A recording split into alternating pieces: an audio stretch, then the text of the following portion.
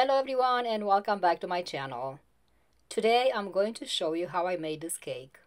And no, I did not paint those birds. But what I did, I used a stencil. So if you want to make a cake with a nice design on it, and you don't know how to paint like me, go ahead and use a stencil. Buy whichever stencil you prefer, whichever design you like, and go ahead and use the stencil. The only thing you need is a cake with a hard icing on the outside and determination.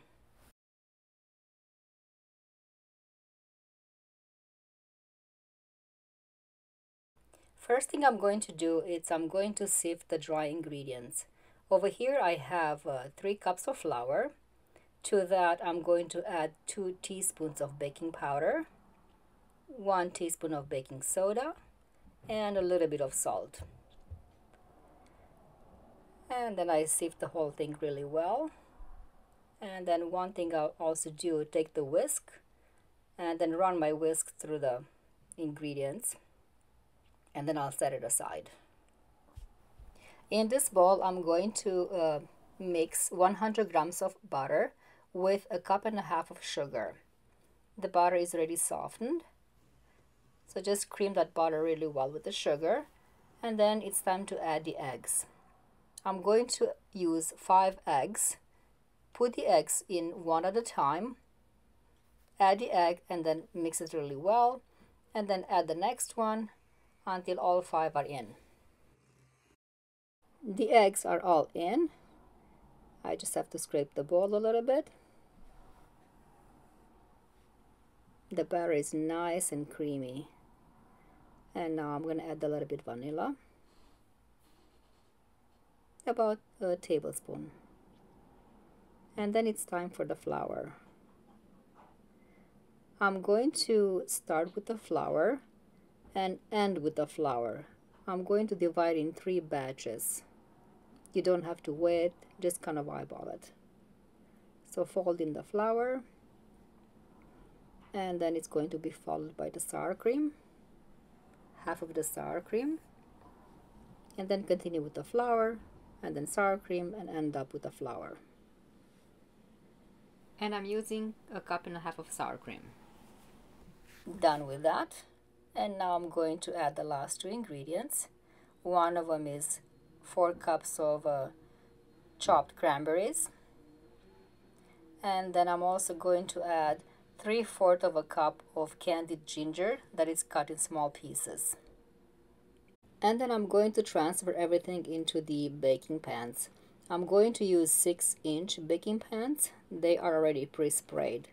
The batter will be divided in equal amounts in 2 of them, and the third one will have double amount because I'm going to need 4 different layers. Bake it until when you insert the toothpick inside, it comes out clean.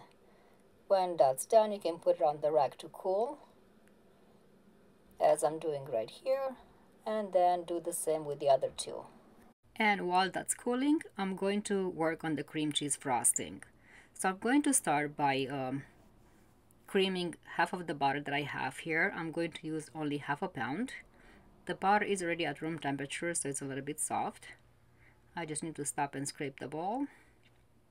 And then to that, I'm going to add 1 pack of cream cheese. The cream cheese is again at room temperature.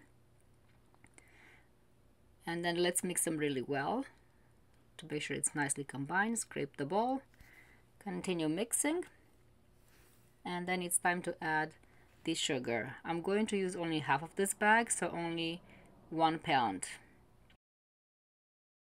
And then about a tablespoon of vanilla.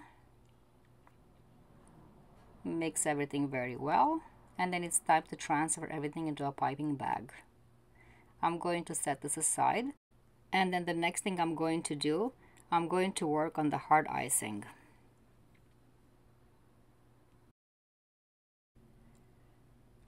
This time I'm going to use the entire butter that I have here, the entire pound, 2 pounds of sugar, powdered sugar. I'm not going to put the entire sugar at once. I'm going to put about half, then another half, and then also add 1 tablespoon of vanilla and white food coloring. I want my frosting to be whiter since it's going to resemble snow. and because I'm using butter, it's a little bit creamish. And I'm kind of eyeballing the color. I'm not sure how many drops to put, so I'm playing around with the color, so I'm adding some more. And then of course I'm going to add 1/4 of a cup of milk, but I'm adding it gradually just to make sure that I'm not going to put too much.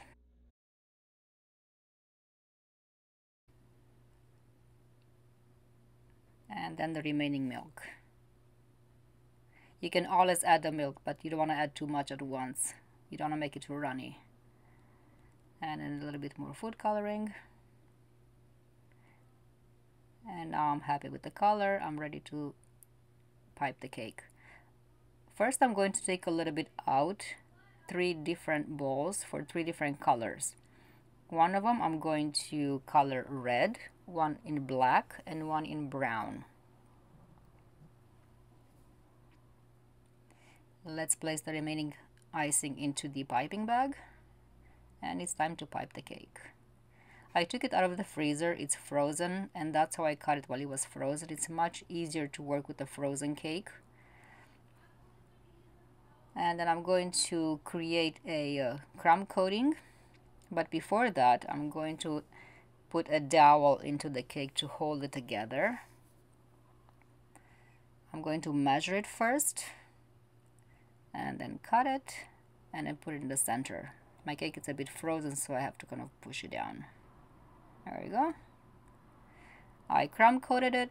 What the crumb coating does, it kind of seals in the crumbs. So when you're working on the last layer of the frosting, it's not going to have any crumbs inside. So I'm going to put it at this point in the freezer to harden up, and then I'll bring it out to do the final step.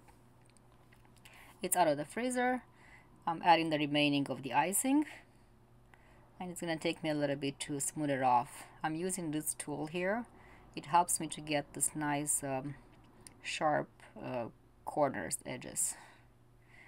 And sometimes I have to add a little bit more and play around with it until it's pretty. And once I'm done and I'm happy with the way it turns out, I'm going to place it back in the freezer to harden up again. In the meantime, I'm coloring the remaining icing that I'm going to use for decoration. But the key is for the cake to be like really frozen, because that icing has to be very hard when I do my decoration. So the cake is out now. Here is my black color, brown, and I have of course my red.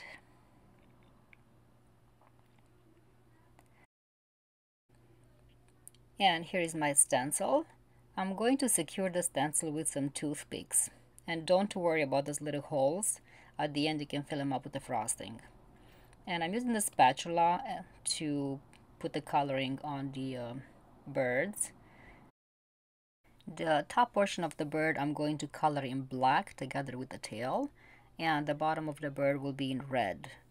So for every different color I have a different spatula, so I don't have to stop and wipe it off.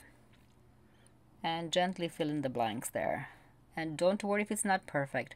For me, because I'm not good at painting, at drawing, I'm using the stencil as a guide to get the shape of the bird. Once the stencil is out, any imperfection that I have, I can color it over with the frosting that I have to get the color that I want. And I'll show you what I mean.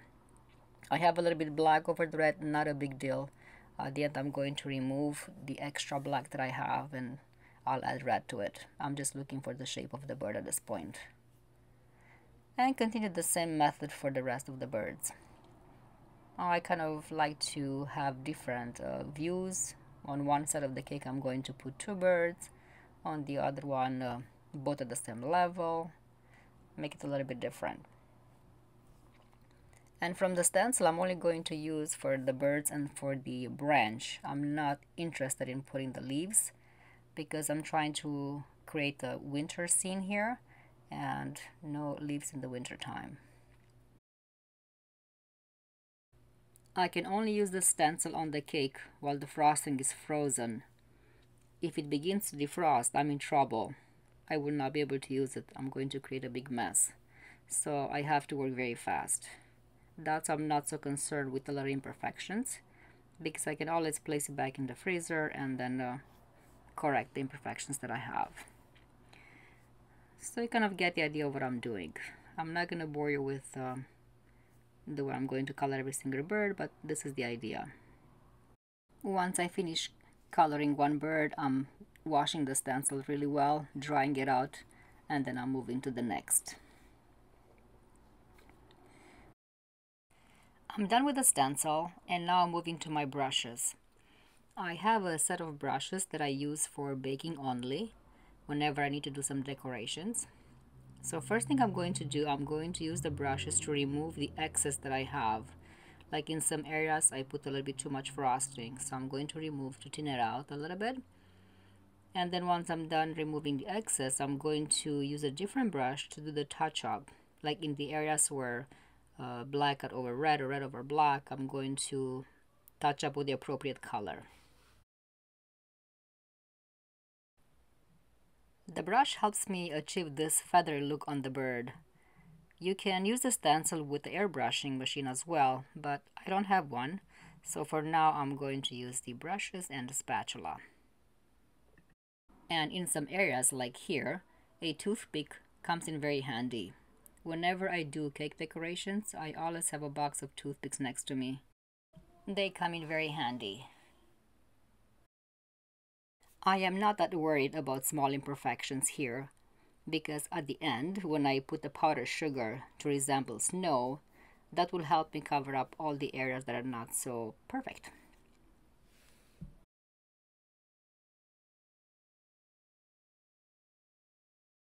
Using a glove to smoothen off the area always works, particularly in this case because I won't be able to use the spatula. It will be too big to put it in there, so I'm using a gloved hand.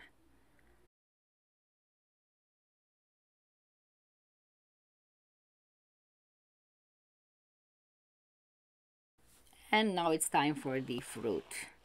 I'm using here pomegranate seeds around the branches. And by now the cake has softened up a little bit. The icing melted a little bit, which actually helps because I can push the seeds inside a little easier. This way they will stay. If your cake is frozen still, let it soften up a little bit. This way the fruit will stick to the cake. And I'm in a hurry to finish this up because it's almost midnight and I'm tired.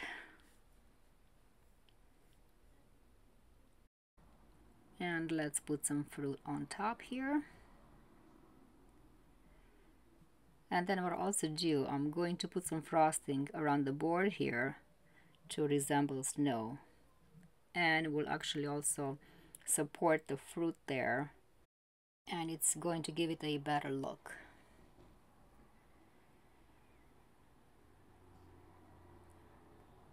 I'm almost done.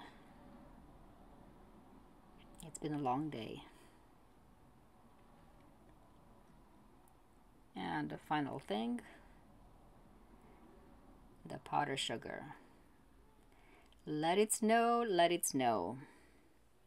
And like I said, any imperfection you have, this is the way to cover it up.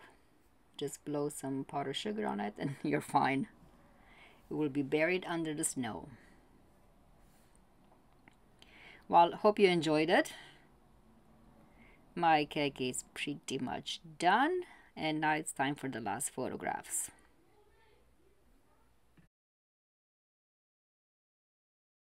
And here it is. It was definitely a lot of work, but also a lot of fun. The only thing I wish I did different, I wish I would have started earlier in the day. This way I wouldn't have to stay so late at night, because towards the end I got really tired and I felt a little bit rushed, but came out beautiful. I'm very happy. And when I cut the cake, that's what I got. Delicious and pretty.